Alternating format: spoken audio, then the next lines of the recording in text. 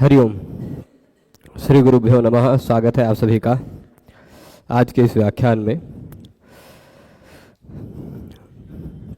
हम सभी लोग आज से जो व्याख्यान माला प्रारंभ करने जा रहे हैं वह सभी के लिए जो संस्कृत व्याकरण के बारे में कुछ जानते हैं या संस्कृत व्याकरण के बारे में कुछ भी नहीं जानते हैं, ऐसे प्रत्येक व्यक्ति के लिए यह व्याख्यान माला उपयोगी होगी, जिसको कहते हैं एकदम प्रारंभिक व्याकरण।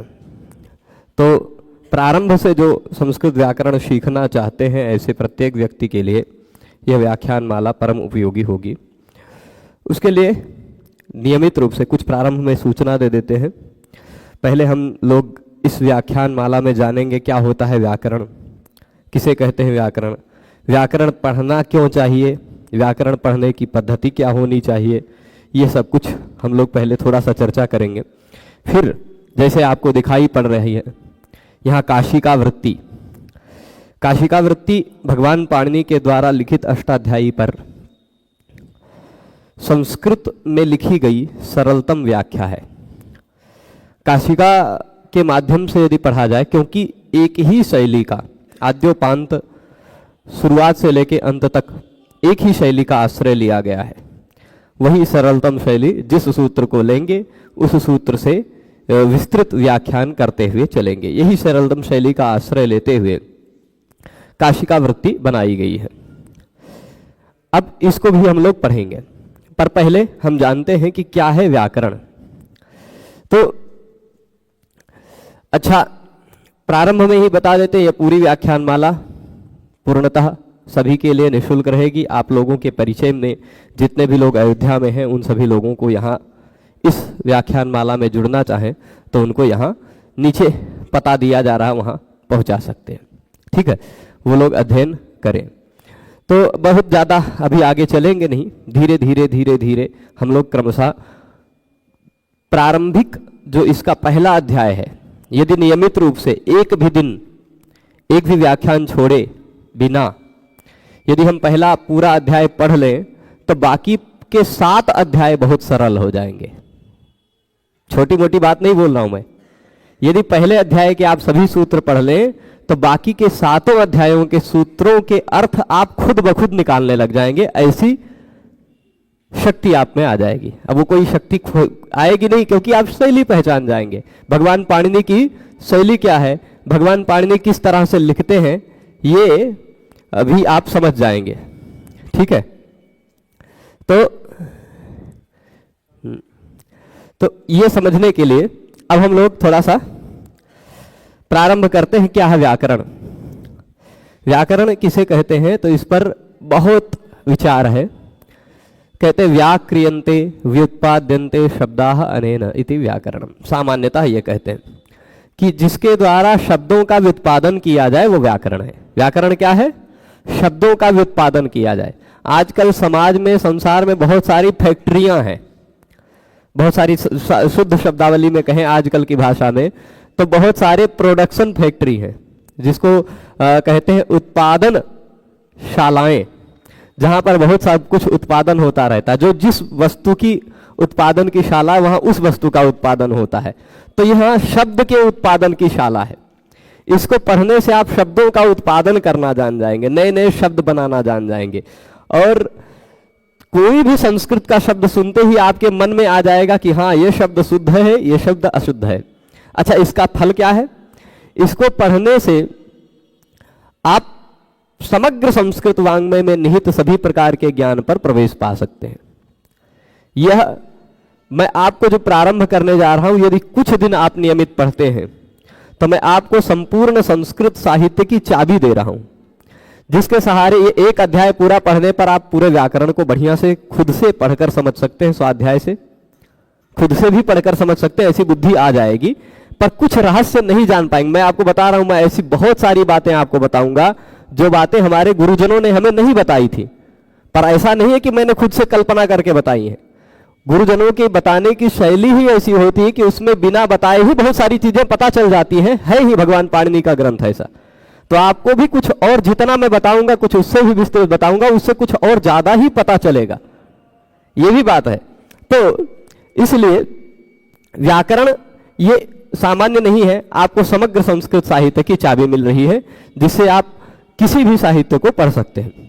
अच्छा, हम प्रारंभ में एकदम से अभिवृद्धिरादि पहले सूत्र को चलने में हमें 2-3 दिन लगेगा, क्योंकि इन्होंने काशिका वृत्तिकार ने 14 सूत्रों पर भी वृत्ति की है, जो माहेश्वर सूत्र है 14, और उन सब पर भी वृत्ति की है। तो उन सबको भी हम लोग समझेंगे संक्षिप्त रूप में।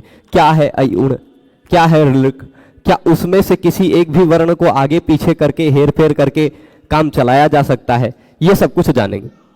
तो चलिए, हम ये बता रहे थे कि व्याकरण कैसे पढ़ना है, ये अब जान लें। व्याकरण मतलब शब्दों का व्युत्पादन किया जाएगा, तो क्या इसमें शब्दों के व्युत्पादन में प्रश्न उठाते हैं कि किस प्रकार के शब्दों का व्युत्पादन किया जाएगा, आगे पढ़ेंगे ही। तो सभी शब्दों का, लौकिक वैदिक सभी शब्दों के व्युत्पादन का यह एक प्रकार का संसाधन है, जिसके सहयोग से आप लौकिक वैदिक सभी प्रकार के शब्द बना सकते हैं। ठीक है, तो वो शब्द शुद्ध है कि नहीं शुद्ध है, ऐसा सब कुछ अनुशासन करने वाला यह ग्रंथ है। ठीक है, तो ये तो जानेंगे ही, पर उसको जानने से क्या लाभ है, क्यों हमें पढ़ना है व्याकरण, क्या आवश्यकता है पढ़ने की। तो देखिए, मैं बता रहा हूं, समग्र सनातन साहित्य संस्कृत में निहित है, और संस्कृत का ज्ञान व्याकरण के ज्ञान के बिना कच्चा है। आप परिपक्व कभी नहीं हो सकते व्याकरण ज्ञान के बिना किसी भी विषय में। तो इसलिए यह बहुत आवश्यक है कि आप लोग एकदम प्रारंभ से शुरू करें।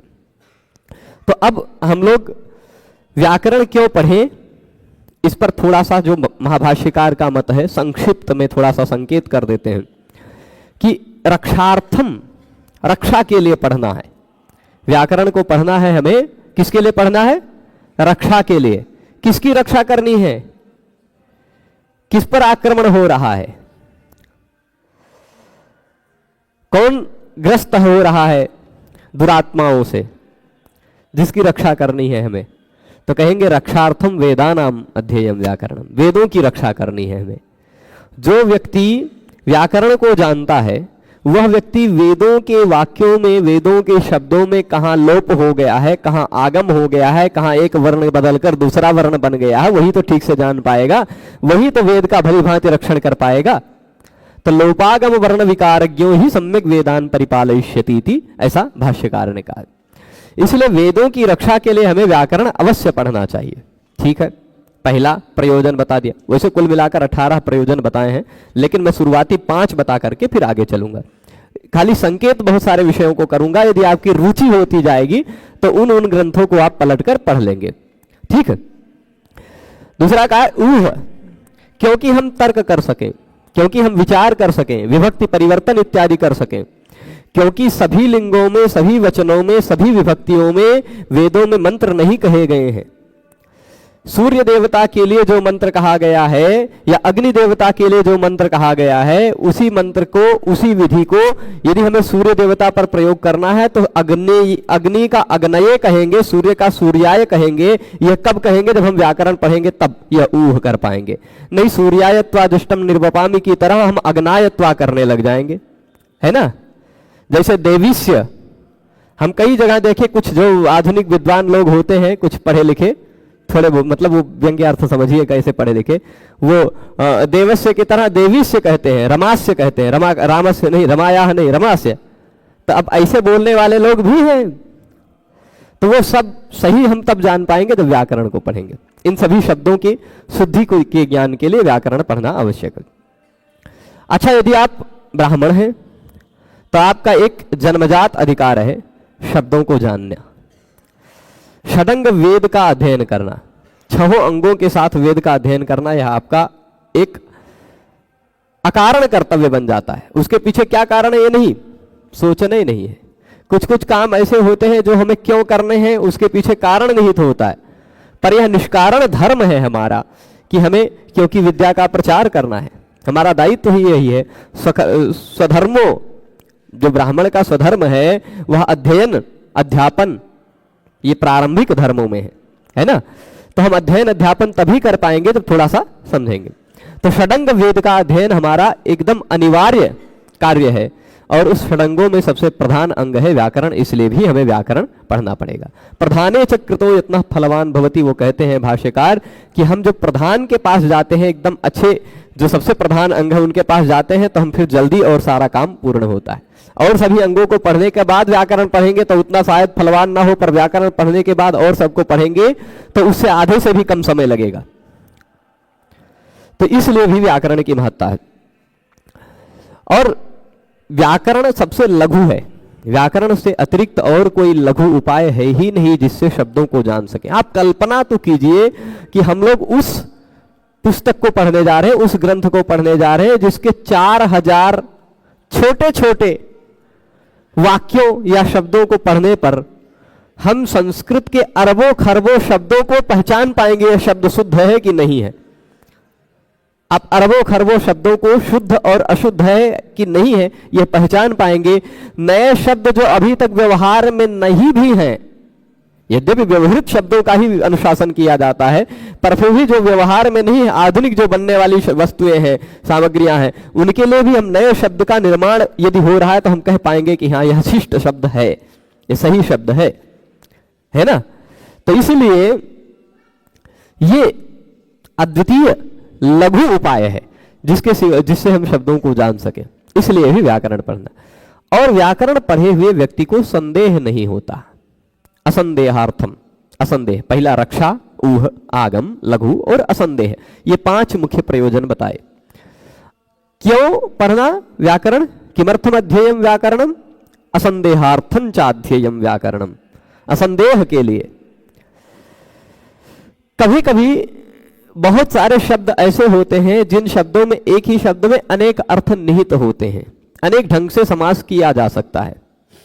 एक लोकोक्ति मिलती है किसी कवि की, अहम चत्तंच राजेंद्र लोकनाथा वो भावपि बहुव्रीहिरहम राजन षष्ठी तत्पुरुषो भवान। तात्पर्य क्या है? एक भिखारी है, राजा के सामने खड़ा है और राजा से कह रहा है, राजन मैं और आप दोनों के दोनों लोकनाथ हैं। अब आप बताइए, राजा के सामने कोई भिखारी भिक्षुक खड़ा होकर कह रहा है कि आप भी लोकनाथ हैं तो मैं भी लोकनाथ हूं, लेकिन यही एक कमी है कि मैं तो बहुब्रीही हूं, आप षष्ठी तत्पुरुष हैं।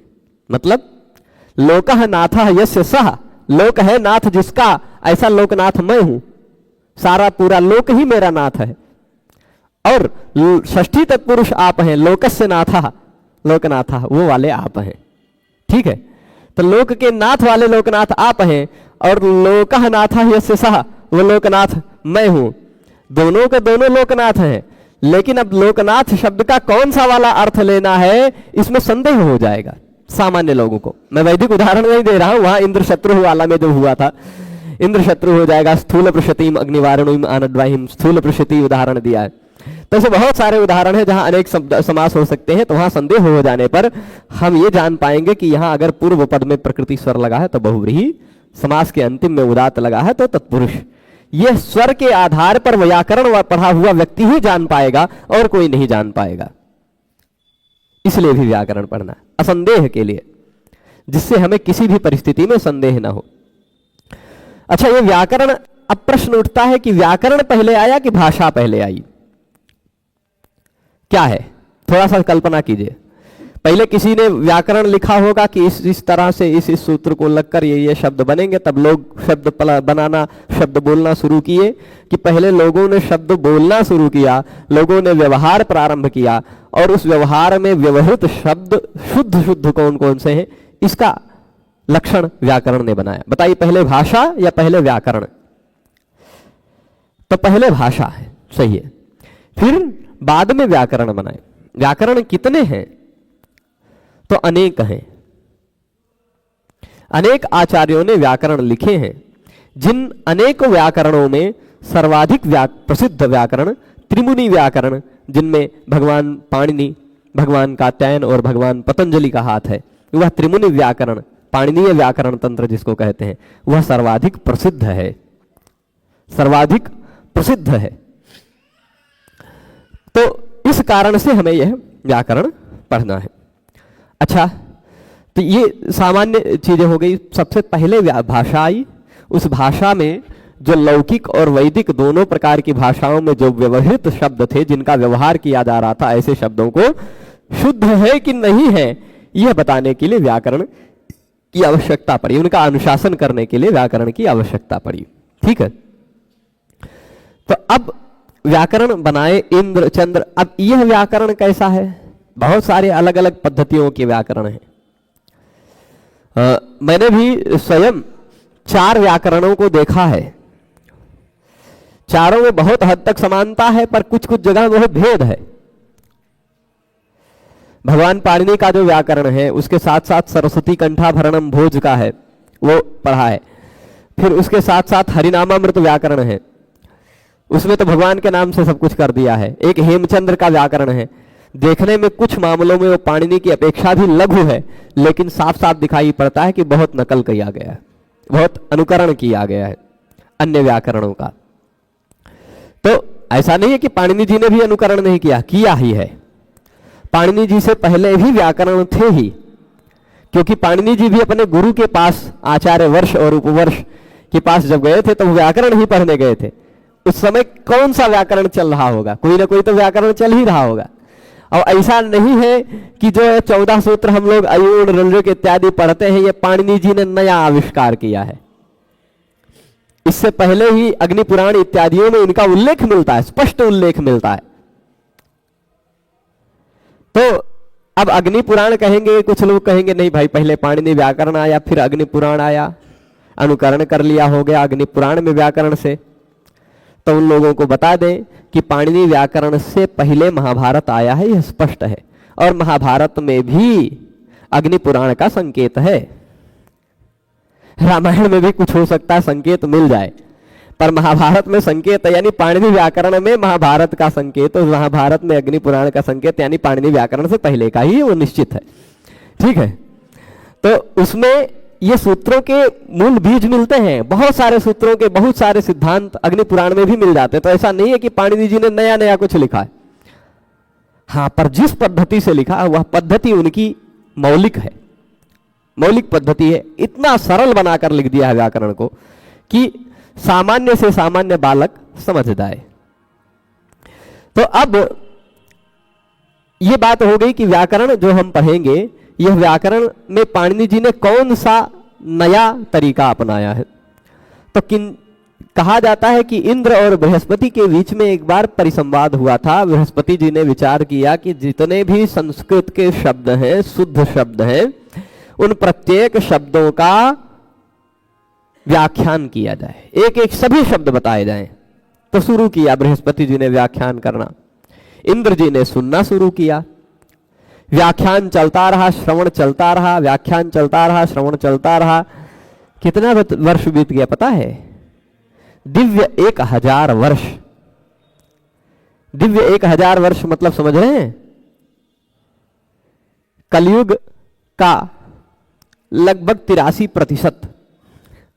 कलयुग मतलब ये समझ लीजिए कि दिव्य 1000 वर्ष मतलब 3,60,000 वर्ष, 3,60,000 वर्ष मनुष्य लोक के हिसाब से उतना वर्ष तक चलता रहा। और फिर नान्तम जगाम, अंत तक नहीं पहुंच पाए, सभी शब्दों को समाप्त नहीं कर पाए। तो कितने शब्द हैं? इंद्र जैसे अध्येता, बृहस्पति जैसे अध्यापक रहने के बावजूद, रहने पर भी यदि शब्द राशि के अंत तक नहीं पहुंच पाए, तो आजकल के समय में जो व्यक्ति बहुतों अधिक जीता है, वह अधिकाधिक 100 वर्ष जीता है, उसमें कैसे पार कर पाएगा? इसलिए भगवान पाणिनि ने एक लघु उपाय किया है, किंचित सामान्य विशेषण कुछ सामान्य नियम, कुछ विशेष नियम बना करके ये पद्धति अपनाई है। कुछ सामान्य नियम बना दिए कि यह नियम इस प्रकार के जितने भी शब्द हैं, अब अकारांत अतो भी ऐस बना दिया तो अकारांत जितने भी शब्द हैं सब जगह भीष के जगह पे ऐस हो जाएगा। रामैहि देवैहि बालकैहि पुष्पैहि, जितने भी अ वाले शब्द हैं सभी शब्द शुद्ध हो गए। और जो थोड़े से स्पेशल हैं उनके लिए अलग नियम बना दिया है ना। तो ऐसे ही सामान्य विशेष नियम बना करके पूरा व्याकरण, हम लोग जिस पद्धति से पढ़ेंगे वो वही रहेगा। तो अब ये तो किंचित सामान्य विशेषण नियम हो गया। व्याकरण किसे कहा जाएगा? व्याकरण आप लोग पढ़ेंगे तो व्याकरण केवल सूत्र ही व्याकरण है कि शब्द भी व्याकरण है? इस विषय पर भी प्रश्न उठता है, तो इसका भी समाधान देते हैं। सूत्र और शब्द दोनों के दोनों व्याकरण है। लक्ष्य लक्षणे व्याकरणम, लक्ष्य है शब्द, लक्षण है सूत्र। शब्द और सूत्र दोनों मिला करके तब व्याकरण बनता है। सूत्र शब्दों के बिना सूत्र कहां से आएगा? शब्द सूत्रों के बिना शब्द कहां से? मतलब परस्पर एक दूसरे से ये बनते हैं। अच्छा, सूत्र को केवल हम व्याकरण मानने लग जाएंगे, केवल सूत्र को व्याकरण मानने लग जाएंगे तो व्याकरण से सूत्रम हम कैसे कह पाएंगे? है ना?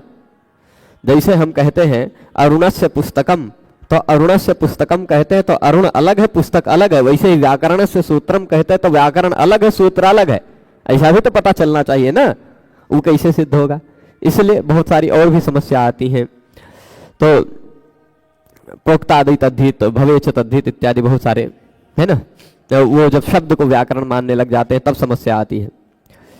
तो केवल शब्द को भी व्याकरण नहीं कहा जा सकता, केवल सूत्र को भी व्याकरण नहीं कहा जा सकता, इसलिए सूत्र और शब्द दोनों व्याकरण है। अब चलिए, अब हम आते हैं विषय पर।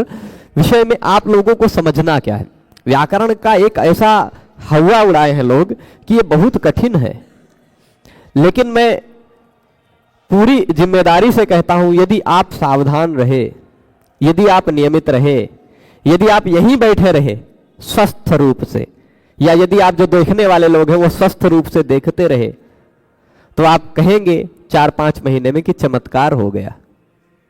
व्याकरण इतना आसान कैसे है? 4-5 महीने में आप कहेंगे, क्योंकि यह पद्धति वैसी है जो आपको व्याकरण बहुत सरल बना देगी। लघु सिद्धांत कौमुदी की टीआरपी ज्यादा है, प्रसिद्धि ज्यादा है, इस कारण से उसको पढ़ा रहे थे। अन्यथा लघु सिद्धांत कौमुदी सरलता की दृष्टि से देखा जाए तो इसके दशांश के बराबर भी नहीं है, दशांश के बराबर भी नहीं है सरलता की दृष्टि से देखा जाए तो इसलिए हम लोग अब इसको अध्ययन करेंगे। अच्छा, आप लोग ये ध्यान रखिएगा, जब भी जिस किसी भी सूत्र का, वैसे सब कुछ समझ में आता ही जाएगा, एक भी शब्द ऐसा नहीं रहेगा जो आपको समझ में ना आए, पर जो भी आप एकाग्र होइएगा। यदि मान लीजिए थोड़ा सा आप पढ़ रहे हैं, अचानक किसी ने आपको कुछ बुला दिया, किसी ने आपको खुजला दिया, छू दिया, इधर उधर ध्यान भटक गया, उतने में हम 1-2 वाक्य बोल गए, तो वह वाक्य आपके मुख से चला गया, तो पीछे करके फिर से देख लेंगे, समझ में आएगा। ठीक है, प्रारंभ में ही बता देते हैं, सारी चीजें बार बार नहीं बताएंगे।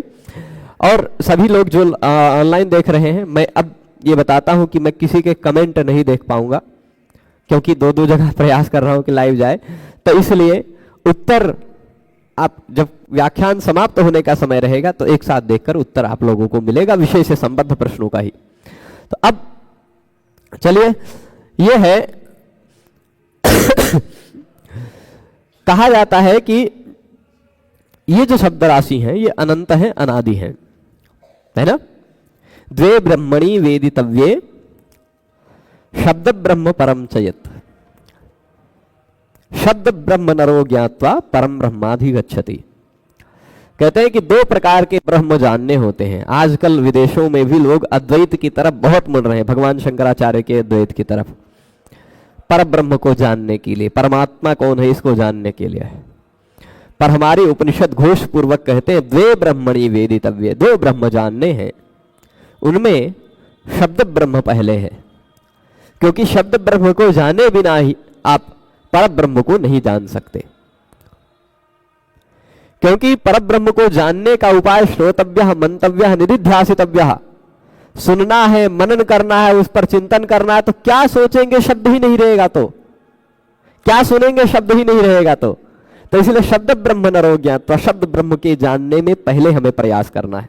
ठीक है, और यह शब्द ब्रह्म अनादि है, अनंत है। यह शब्द ब्रह्म हमें परंपरा से मिलते आ रहे हैं। ऐसा नहीं है कि भगवान पाणिनि के सामने शिव जी ने 14 बार ढक्का बजा दी तो जो उनके सामने 14 सूत्र जो प्रकट हो गए वह पहली बार प्रकट हुए थे, ऐसा नहीं है। उससे पहले भी उन 14 सूत्रों का अस्तित्व था, यह मैं संकेत कर चुका हूं। ठीक है, पर वह जो एक पद्धति थी वह लुप्त प्राय पद्धति को पुनरुद्धार किया भगवान पाणिनि ने और सरल ढंग से प्रस्तुत किया भगवान शिव जी की कृपा से। ठीक है, तो इसलिए जो यह व्याकरण है, पहले आप यह ध्यान रखिएगा 14 सूत्र जो हम लोग आज और कल में पढ़ेंगे, इन 14 सूत्रों को हम बहुत विस्तार से समझें और 14 सूत्र में निहित जितने भी वर्ण हैं वह एक एक वर्ण एक एक ब्रह्म के बराबर हैं, एक एक ब्रह्म के। ऐसे श्रद्धा पूर्वक यदि आप पढ़ेंगे तो वो वही के वही वर्ण आपको बहुत सब कुछ दे जाएंगे। आखिर उन्हीं 14 सूत्रों में निहित जितने वर्ण हैं उन्हीं वर्णों के आधार पर ही 4000 सूत्र लगभग बने और उन्हीं 4000 सूत्रों के आधार पर हम लोग समग्र संस्कृत वाङ्मय के अरबों खरबों शब्दों को जान पाते हैं। ठीक है, तो वह सामान्य नहीं है, बीज है, बीज है। और बीज को यदि आप हल्के में लेते हैं, बीज वपन में लापरवाही करते हैं, तो फिर वह बीज कैसे वट वृक्ष की आकृति ले पाएगा, है ना। तो इसलिए बीज में ध्यान दीजिएगा। चलिए मंगलाचरण करते हैं इस ग्रंथ का। हम ग्रंथ काशिका शुरू कर रहे हैं। अष्टाध्यायी की यह सरलतम व्याख्या है मेरी दृष्टि में, संस्कृत वृत्तियों में सरलतम वृत्ति है। हाँ, इसके सिद्धांतों से कुछ कुछ जगह पर नागेश भट्ट का, कुछ कुछ जगह पर भट्टोजी दीक्षित का, नव्य वैयाकरणों में कुछ लोगों का मतभेद है, पर वो तो गुरु शिष्य में भी रहा है, भट्टोजी दीक्षित और वरदराजाचार्य में भी। वह सब कुछ हमें समझना है, पर प्रारंभिक व्याकरण को जानने के लिए यह सर्वोत्तम वृत्ति है, ऐसा मेरा मानना है।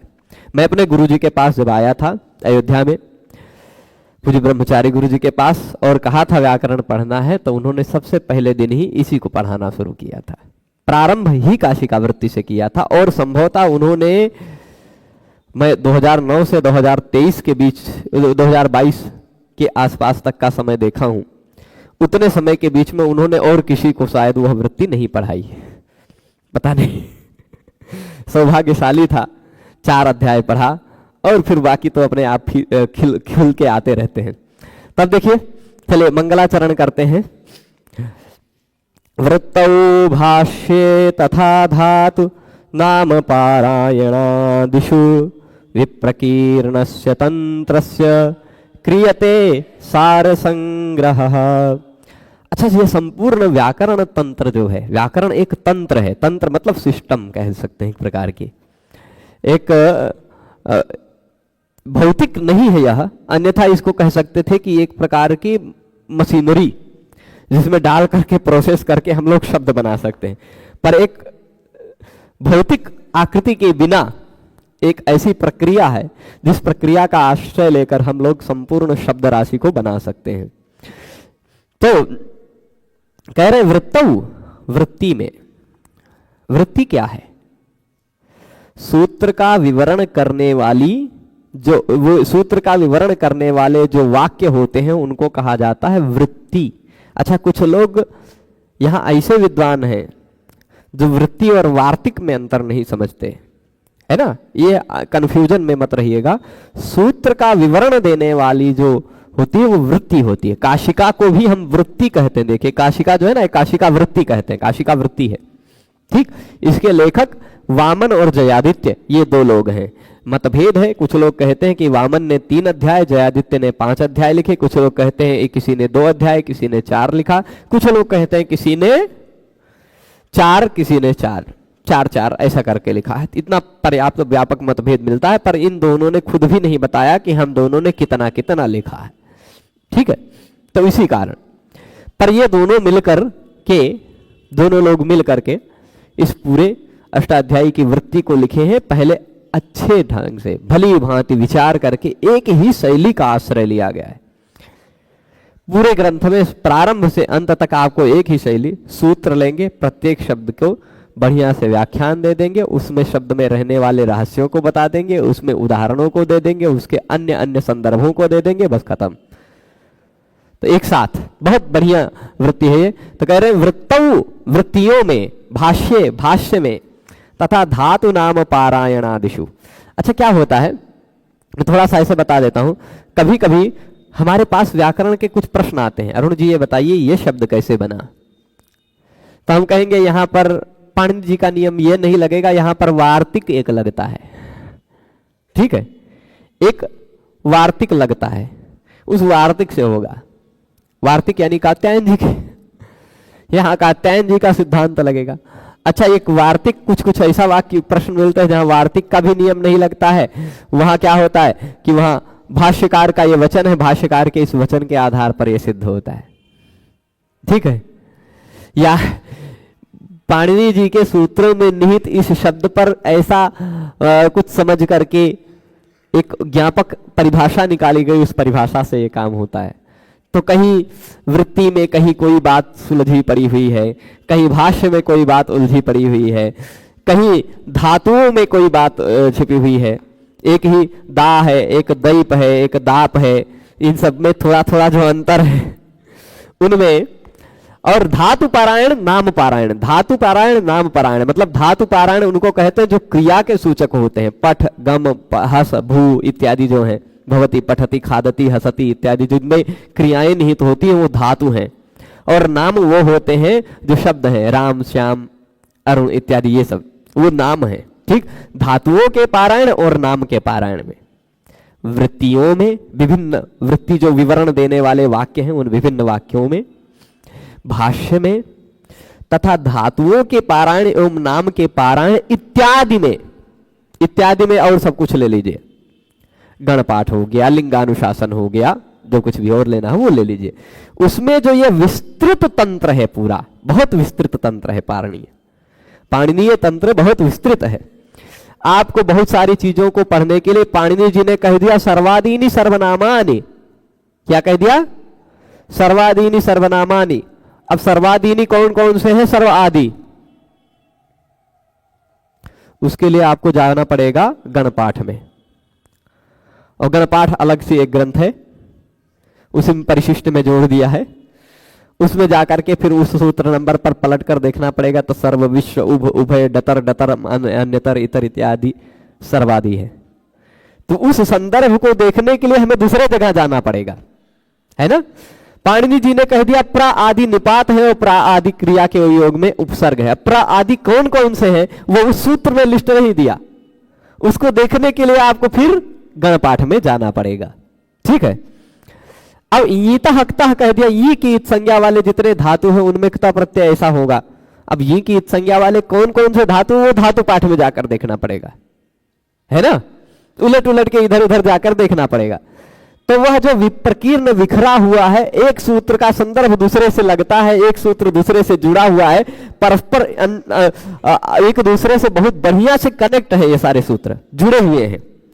तो ये जो बहुत बढ़िया से एक दूसरे से जुड़े हुए हैं, उनका जुड़ाव कहां कहां है, ये जो विस्तृत पूरा तंत्र है, विस्तृत पूरा पाणिनीय व्याकरण का तंत्र है, इसका सार संग्रह क्रियते, इसका एक सार निकाल करके संग्रहित किया जा रहा है। एक सूत्र का आप भाष्य पढ़ेंगे, एक सूत्र की वृत्ति पढ़ेंगे, तो उस एक सूत्र की वृत्ति में, एक सूत्र की काशिका वृत्ति में आपको और अन्य वृत्तियों के सिद्धांत मिल जाएंगे, भाष्य के सिद्धांत मिल जाएंगे, धातु पाठ का पारायण, धातु पारायण के सिद्धांत मिल सकते हैं, नाम पारायण के सिद्धांत मिल सकते हैं, ऐसे और इत्यादि जहां जहां गण पाठ के जो जो कुछ भी सिद्धांत इधर उधर हैं, वह सब कुछ इकट्ठा करके ला करके सार संग्रह करके दे दिया जाएगा। ये बात आप मंगलाचरण से समझ गए होंगे, समझ रहे हैं ना। तो वृत्तौ वृत्ति में, भाष्य में, धातु नाम, धातुश्च नाम च, धातु नाम, धातु नामनी बनता है, धातु नामनो पारायणम, धातु नाम पारायणम, है ना। तो धातु नाम पारायण इत्यादि में, धातुओं का पारायण या नाम का पारायण इत्यादि में, यानी धातु पाठ और शब्द पाठ, शब्द रूप नामिक कहते हैं आख्या, उसमें विप्रकीर्ण जो विस्तृत तंत्र है उसका सार संग्रह, संक्षिप्त संग्रह अब किया जा रहा है, ठीक है। तो अब संक्षिप्त संग्रह करने वाला ये देख लीजिए, हाँ इसमें ये शिवम जी हैं, बहुत अच्छा कार्य कर रहे हैं, संग्रह करके टाइप करके भेज रहे हैं। तो ये देखिए, वृत्ति ग्रंथों में, भाष्य में, धातु पारायण में तथा नाम यानी गण पारायण आदि में जो विस्तृत तंत्र यानी अर्थात व्याकरण शास्त्र का है, व्याकरण शास्त्र है, उसका सार संग्रह किया जा रहा है, ये तात्पर्य है। इष्टुपसंख्यानवति शुद्ध गणा विवृत गूढ़ सूत्रार्था व्युत्पन्न रूप सुर्धिर वृत्तिरियम काशिका नाम। ऊपर में अनुष्टुप छंद था, यह आर्या छंद है।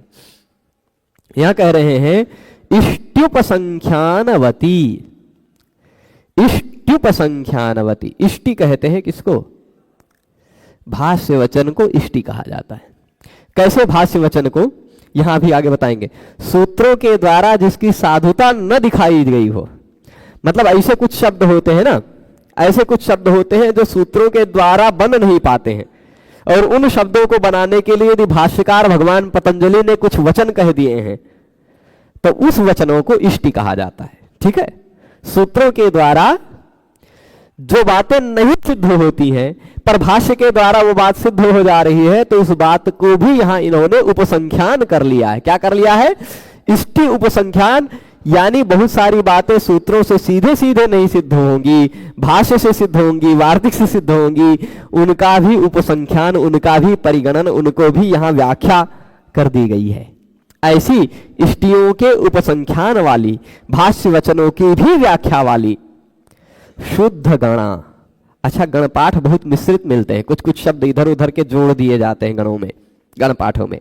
ये प्रतिज्ञा पूर्वक कह रहे हैं कि मैं इस काशिका वृत्ति में जितने भी गणपाठ के शब्दों को लिखूंगा, प्रादयः कह दिया, तब प्रा आदि को जो मैं लिखूंगा वह शुद्ध लिखूंगा। एक भी शब्द अपने तरफ से जोड़ करके या एक भी शब्द कम करके लिख देना यह मेरा काम नहीं। शुद्ध गणा, शुद्ध रूप से गणपाठ को मैं यहां निर्दिष्ट करूंगा। तो आप सूत्र में जहां भी देखेंगे उरी आदि चिदाचश्च, बहुत सारे सूत्र मिलते रहेंगे तो हम देखते रहेंगे, वहां जहां भी सूत्र में विस्तृत व्याख्या आएगी वहां गणपाठ पूरा का पूरा साफ साफ गण लिख देंगे। पाणिनि जी ने कह दिया सर्वादीनि सर्वनामानि, तो सर्व आदि कौन कौन से वो शुद्ध रूप से वहां लिखे हुए मिल जाएंगे। शुद्ध गणा, शुद्ध गणा मतलब जहां गण शुद्ध रूप से मिल जाए। ठीक है, ये बात समझ रहे?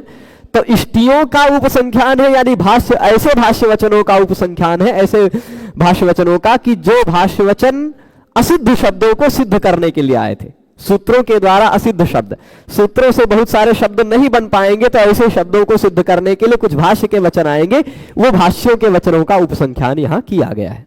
ठीक है, और शुद्ध गणा यानी यहां गणों को भी शुद्ध रूप से लिखा जाएगा।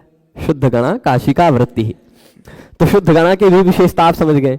और कह रहे विवृत गूढ़ सूत्रार्था, सूत्र का जो गूढ़ अर्थ है, गूढ़ जो सूत्र का अर्थ है, बहुत सारे सूत्रों के अंदर बहुत गूढ़ गूढ़ अर्थ आते हैं।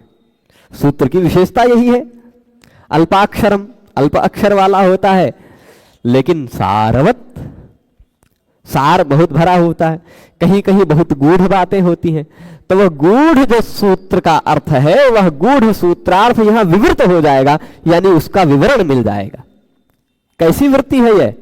इस वृत्ति की महिमा बता रहे हैं कि यह वृत्ति इष्टियों का भी उपसंख्यान करेगी, यानी भाष्य के ऐसे वचनों को भी लाकर के संकेतित करेगी, लिख कर रखेगी, जिन वचनों से सूत्रों से सीधे सीधे न सिद्ध होने वाले शब्द भी सिद्ध होकर आएंगे। ठीक है, शुद्ध गणा, गण पाठ का भी निर्देश करेगी। गण मतलब होता है पाणिनि जी, सब कुछ, बहुत सारे शब्द होते हैं ना, तो सबको सूत्रों में इकट्ठा लिख देना नहीं ठीक रहता है ना। कहना है पाणिनि जी को कि प्रा आदि 22 उपसर्ग हैं, तो खाली कह दिया प्रादयः, है ना, बस उतने से समझ जाइए। अब प्रा आदि 22 कौन है, वो उसके लिए पाणिनि जी का एक दूसरा नोट है जिसको गण पाठ कहा जाता है, उसमें जाकर आपको देखना पड़ेगा कौन कौन है प्रा आदि, एक अलग गण बना दिया है ना।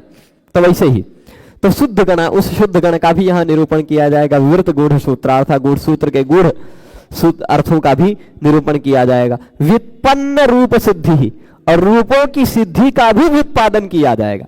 अथवा व्युत्पन्न रूप जो है, व्याकरण के द्वारा विशिष्ट रूप से जो उत्पन्न शब्द होंगे, उन शब्दों की रूप की सिद्धि ही की जाएगी। ठीक है, ऐसे करने वाली वृत्ति इयम काशिका नाम, यह वृत्ति है। इयम वृत्ति ही, वृत्ति ही इयम, यह वृत्ति है। कौन सी वृत्ति है? काशिका नाम, इसके काशिका नाम की यह वृत्ति है, असाधारण काशिका वृत्ति है। ठीक है, तो ये बात बता दी। यह काशिका वृत्ति इष्टियों के व्याख्यान से युक्त है, विशुद्ध गणपाठ से युक्त है, सूत्रों के गूढ़ अर्थ को प्रकाशित करने वाली है। सूत्रों के द्वारा जिसकी साधुता प्रदर्शित न की गई हो, उसकी साधुता का बोधक भाष्य वचन इष्टि कहलाता है। अब तीसरे, तीसरा मंगलाचरण है अंतिम, व्याकरणस्य शरीरम परिनिष्ठित शास्त्र कार्य में तावत। व्याकरणस्य शरीरम, यह व्याकरण का शरीर है। अभी तक जो बताया गया वो सब कुछ व्याकरण का शरीर है। दो श्लोकों में बताया गया ना, क्या क्या 2 श्लोकों में बताया गया, श्लोक याद कर लीजिएगा। देखिए, वृत्ति, भाष्य, धातु पारायण, नाम पारायण, और फिर उसके बाद इष्टि, गण, गूढ़ सूत्रार्थ, है ना, रूप सिद्धि, ये सब कुछ व्याकरण का शरीर है। व्याकरण इसी तरह दिखाई पड़ता है, व्याकरण में यही है ना। तो ये क्या कह रहे हैं कि ये व्याकरण का शरीर है ना। व्याकरणस्य शरीरम परिनिष्ठित शास्त्र कार्य में तावत।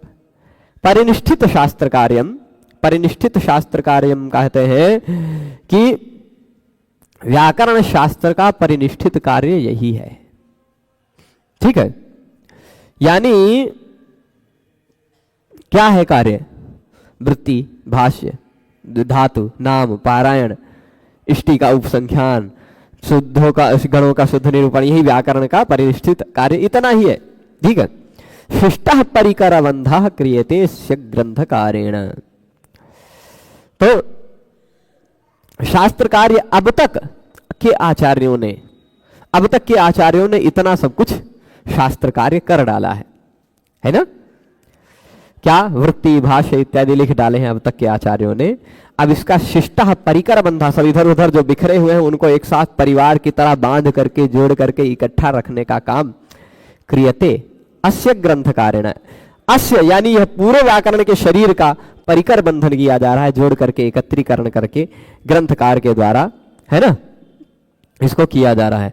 अथवा ग्रंथकारेण शब्द से यहाँ महाभाष्यकार इत्यादि को संकेतित कर रहे हैं कि उन लोगों ने भी यह परिकर बंध ही किया है। ठीक है, ये तात्पर्य कर सकते हैं।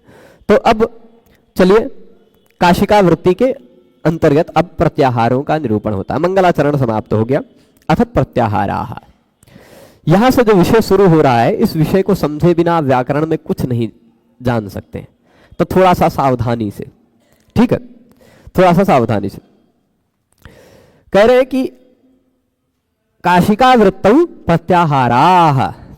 लघु सिद्धांत कौमुदी में जब हमें पढ़ना पड़ता है तो हम पहले सूत्रों को पढ़ने के बाद, उड़ इत्यादि सूत्रों को पढ़ने के बाद, फिर उसके बाद हम लोग हलन्त्यम, तस्य लोपः, अदर्शनम लोपः इत्यादि समझ करके क्षिपतु तो हलन्त्यम तस्य लोपः इत्यादि पढ़ने के बाद हम लोग हाँ, तो अब ये जो है ना, कह रहे हैं कि पूरा जो प्रत्याहार हमें बाद में पढ़ने को मिलता था वो एकदम प्रारंभ में। प्रत्याहार क्यों पहले प्रारंभ में? क्योंकि इन्हीं प्रत्याहारों पर तो व्याकरण शास्त्र की लघुता निर्धारित है। छोटा सा कह दिया मय, अब मय में क्या है वो आप गिनते रहिए शॉर्टकट में। अल कह दिया तो अल, सभी वर्ण आ गए शॉर्टकट में, है ना। तो प्रत्याहारों की सबसे प्रारंभिक आवश्यकता है। तो सबसे पहले ये भाष्यकार के वचनों की व्याख्या करते हुए चलते हैं। भाष्यकार ने सबसे पहले प्रारंभ किया है जब महाभाष्य लिखने का, तो पहला यहां से प्रारंभ किया, अथ शब्दानुशासनम, यही से प्रारंभ किया है भाष्यकार ने। कहां से प्रारंभ किया है? अथ शब्दानुशासनम। अच्छा, कुछ लोगों का मानना यह है कि अथ शब्दानुशासनम ये भाष्यकार का वचन नहीं है, ये भगवान पतंजलि ने लिखा हुआ उनका पहला सूत्र है, ऐसा भी कुछ लोग मानते हैं। ठीक है, अथ शब्दानुशासनम यहां से शुरू किया है पाणिनि जी ने सूत्रों को लिखना, ये उन्हीं का सूत्र है, उसकी व्याख्या की है भाष्यकार ने। परंतु अधिकांश लोग मानते हैं कि यह भाष्यकार का वचन है, पाणिनि जी ने वृद्धिरादेश से आगे के सूत्रों को लिखा है। ठीक है, तो अथ शब्दानुशासनम में अथ शब्द का क्या अर्थ है? पहले अथ, अ थ अ इतने वर्णों का समुदाय है, पर इस अथ का अर्थ होता है अब। शुद्ध हिंदी भाषा में कहा जाए अब शब्दानुशासन प्रारंभ करते हैं। चलिए शुरू प्रारंभ किया जाए शब्दों का अनुशासन करना। अब शब्दों का अनुशासन प्रारंभ करते हैं। तो अब जैसे कहा गया, इस हिंदी में अब का कई अर्थ हो सकता है, वैसे ही संस्कृत में अथ का भी कई अर्थ हो सकता है। कोश मिलता है मंगलानंतरारंभ प्रश्न कार्त्स्नेश्वथो अथ। मंगल अनंतर आरंभ प्रश्न कार्त्स्ने संपूर्णता है ना, इसमें अथ कहा गया है। किसी ग्रंथ का मंगलाचरण करना हो, आरंभ करना हो, अनंतर बताना हो, इसके बाद, अब मतलब अब इसके बाद, ये भी तो हो सकता है अर्थ ना। तो यहां किस अर्थ में अथ है? तो यहां अथ शब्द का अर्थ अधिकार। भगवान पतंजलि ने स्वयं सोदघोष बोला है, अथेत्ययम शब्द अधिकारार्थ प्रयुज्यते। अथ ये जो शब्द है इसका अर्थ अधिकार। अधिकार यानी अब यहां से शब्दानुशासन नामक एक शास्त्र का अधिकार शुरू हो गया। अब यहां से आगे जो कुछ भी बताया जाएगा वह सब कुछ क्या बताया जाएगा? शब्दानुशासन नाम का एक विषय बताया जाएगा।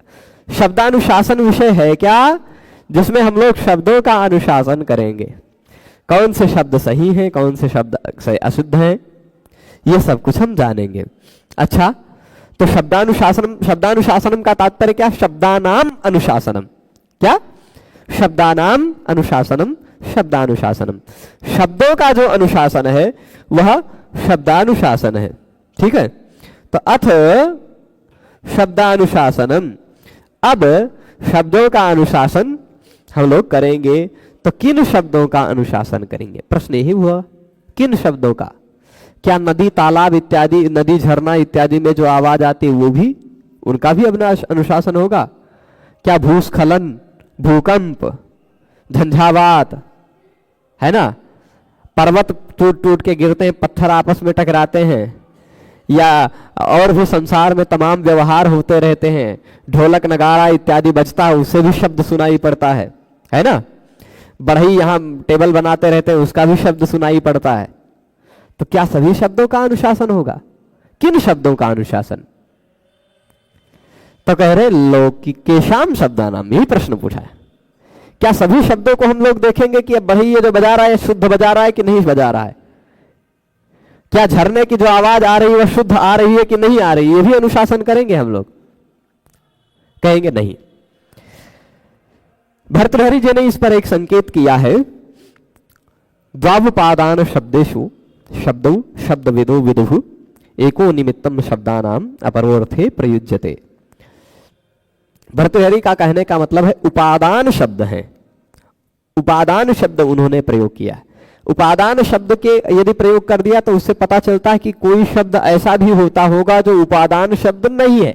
उपादान मतलब ग्रहण करने योग्य शब्द, यानी इसका मतलब ये भी है कि कुछ शब्द ऐसे हैं जो ग्रहण करने योग्य नहीं है, जिनको व्याकरण में अनुशासन की दृष्टि से उपादान नहीं किया गया है, ऐसे भी कुछ शब्द हैं। तो कौन कौन से हैं? वो नदी तालाब झरने इत्यादियों की आवाज जो है अव्यक्त है, उनको यहां नहीं ग्रहण किया है। कैसे शब्दों का अनुशासन करेंगे? लौकिक शब्दों का और वैदिक शब्दों का। वैदिक साहित्य में प्राप्त शब्दों का अनुशासन करेंगे, साथ ही साथ लोक में जो व्यवहार में प्रयुक्त होने वाले शब्द हैं उनका अनुशासन करेंगे। तो लोक में आजकल हम लोग बोलते हैं, यहां देखिए यह अयोध्या का क्षेत्र है, अयोध्या के क्षेत्र में भूइयां कहते हैं भूइयां, और कहीं कहेंगे भूमि, कहीं कहेंगे धरती, कहीं कहेंगे भू। क्या सभी को इसमें से बहुत सारे शब्द संस्कृत हैं, लेकिन कहूँ कहीं जमीनिया, ऐसे बहुत सारे शब्द मिल जाएंगे। क्या ये सब भी तो लौकिक शब्द है ना, लोक में प्रयुक्त हो रहे हैं? इन सभी शब्दों का भी अनुशासन होगा क्या? है ना, लौकिक तो है, ऐसा हम नहीं कह सकते कि ये अलौकिक है, लोक में व्यवहार हो रहा है ना। तो यहां ये ध्यान रखना है कि लौकिक शब्द का तात्पर्य है उस समय की बात कर रहे हैं, उस समय लोक में केवल संस्कृत शब्दावली ही चलती थी। ठीक है, तो लौकिक शब्द यह संस्कृत भाषा का व्याकरण है। तो संस्कृत भाषा में लोक में प्रयुज्यमान जितने शब्द हैं शुद्ध संस्कृत शब्द हैं उन शब्दों का अनुशासन किया जाएगा, तथा वैदिक संस्कृत के जो शब्द हैं उन शब्दों का भी अनुशासन किया जाएगा। ठीक है, वैदिक शब्द कौन कौन से, तो चारों वेदों का एक एक व्याख्या, एक एक मंत्र संकेत कर दिया है भाष्यकार ने। ईशेतोर्जेत्वा और अग्न आया हे वेतये अग्निमीले पुरोहितम शन्नो देवी रभिष्टये इत्यादि करके इसे संक्षेप में संकेत कर दिया है। तो ये इत्यादि वैदिक शब्द हैं। और लौकिक शब्द गाय, गौ, अश्व, पुरुष, हस्ती, शकुनी, मृग, बाड़व इत्यादि बहुत सारे शब्द लौकिक शब्द हैं। तो उन सभी शब्दों का अनुशासन करेंगे। ठीक है, यानी लौकिक शब्द बनाने की प्रक्रिया सिखाएंगे, वैदिक शब्द बनाने की प्रक्रिया सिखाएंगे। वैदिक शब्द कौन से सही हैं, लौकिक शब्द कौन से सही हैं, ये हम लोग इसको पढ़ने से जान पाएंगे। अच्छा, तो ये करेंगे शब्दों का अनुशासन। अब प्रारंभ कर रहे हैं ना, शब्दों का अनुशासन करना प्रारंभ कर रहे हैं, तो शब्दों का अनुशासन आप करेंगे, करिए, कोई बात नहीं। लेकिन कथम अनुशासनम, कैसे अनुशासन करेंगे आप, कैसे करेंगे, किस पद्धति से करेंगे?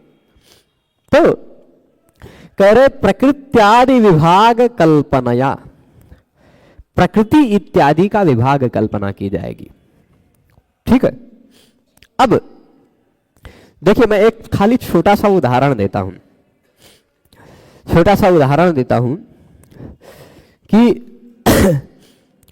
ये एक शब्द है, हम लोग रहते हैं अयोध्या में तो इसी शब्द को लेते हैं, है ना। अब ये राम शब्द क्या है, शुद्ध शब्द है कि अशुद्ध शब्द है, इसका अनुशासन किया जाएगा, इसकी शुद्धता की संपादन किया जाएगा। तो कैसे किया जाएगा, क्या बताया जाएगा, यह क्या है? तो कहेंगे प्रकृति इत्यादि विभाग की कल्पना कर दी जाएगी। इस राम में दो चीजें हैं, ऐसी कल्पना कर ली जाएगी। क्या कर ली जाएगी? कल्पना, कि राम में है रमु क्रीडायाम प्लस घई,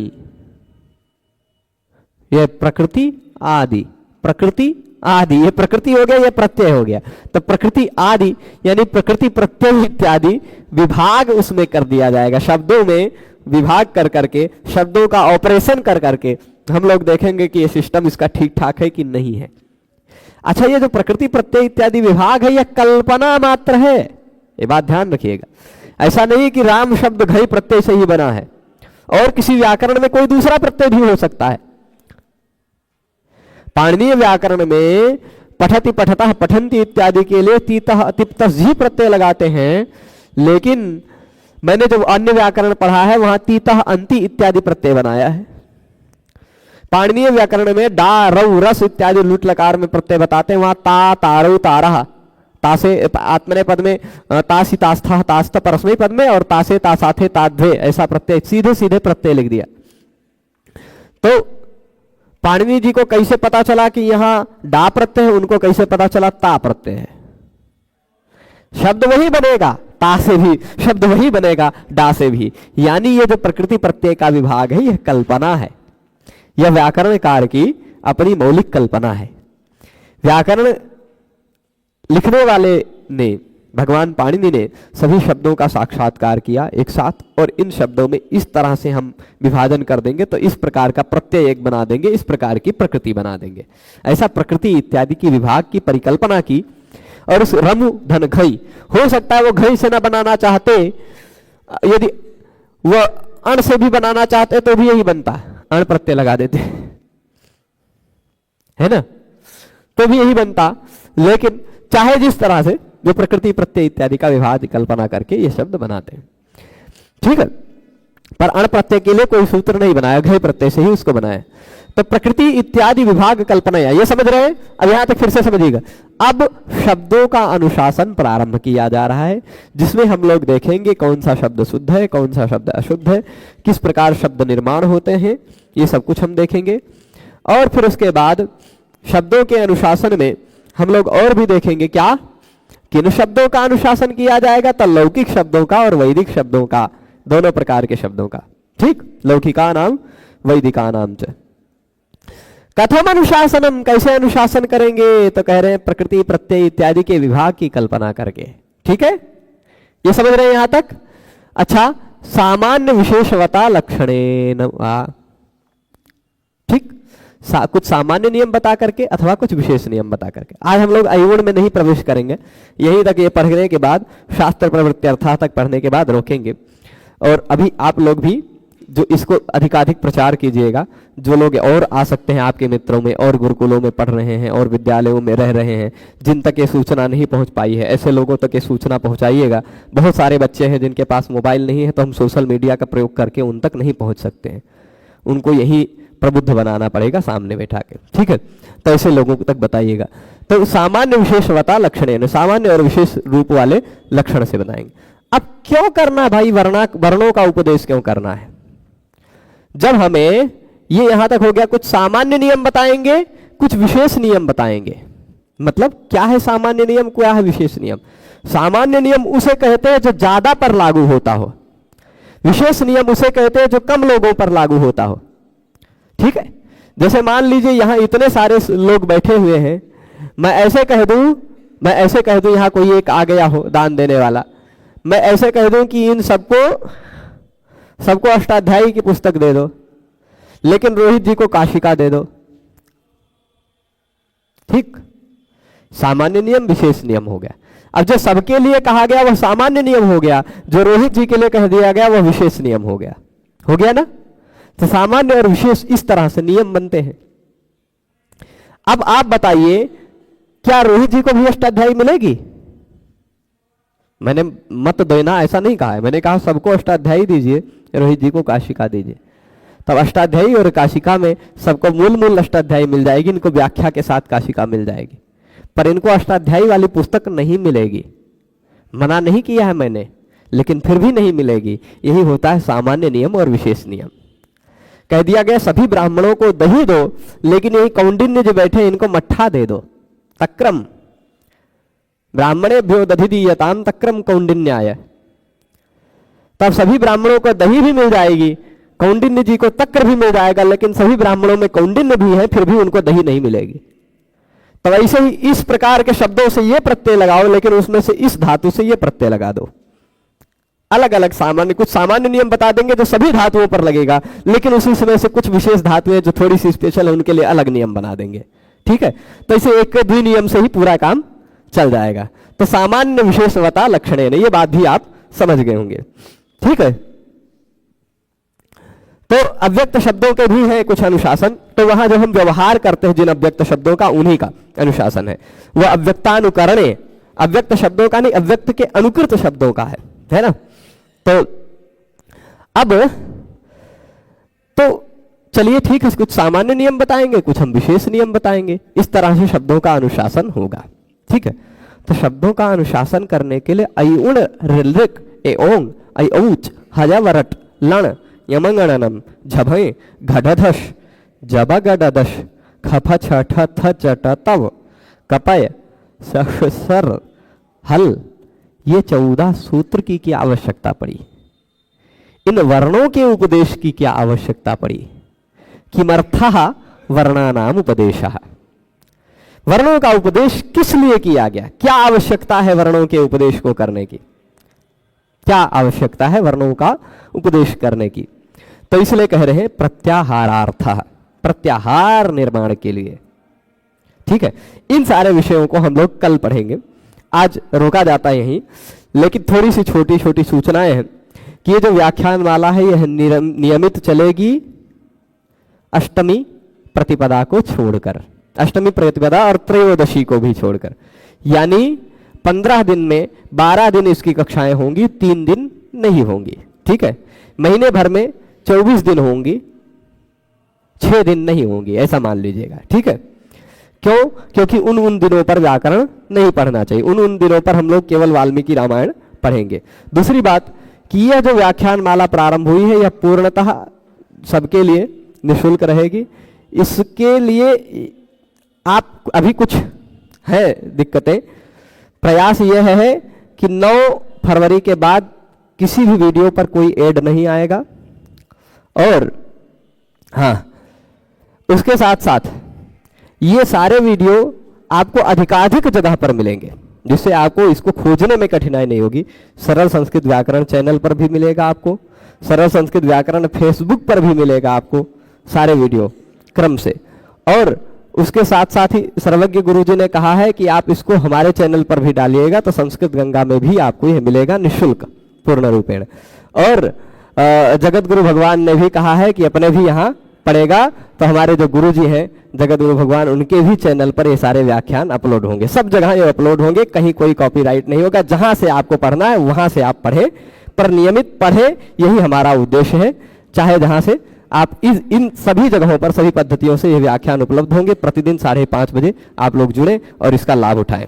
कल हम लोग इसके बाद पढ़ेंगे उन इत्यादि 14 सूत्रों को। कल और परसों 2 दिनों में उन सूत्रों में क्या क्या रहस्य हैं, क्या क्या बातें हैं, हो सकता है 2-3 दिन लग जाए। और कुछ बातें और भी संकेत करेंगे कि अयूण का और किस किस तरह से किन किन लोगों ने अर्थ की कल्पना की है। कुछ लोगों ने अयूण का ब्रह्म परक, अद्वैत वेदांत परक भी व्याख्या कर ली है इन 14 सूत्रों को, और कुछ लोगों ने भगवान राम परक भी व्याख्या कर ली है, कुछ लोगों ने भगवान नारायण परक भी व्याख्या कर ली है।